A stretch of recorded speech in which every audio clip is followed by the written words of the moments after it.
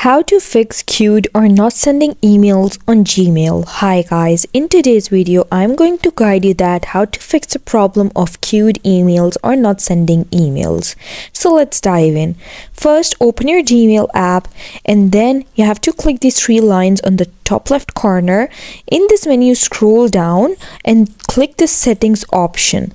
And now over here you have to scroll down until you see the option of general, and then you have to choose data usage over here.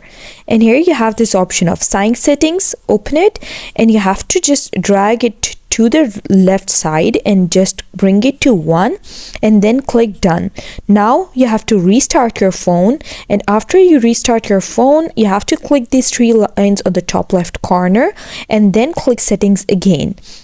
And then you have to just scroll down and choose the data usage option again, and then the sync settings again, and bring it to 30 or the 40 or anything that you want.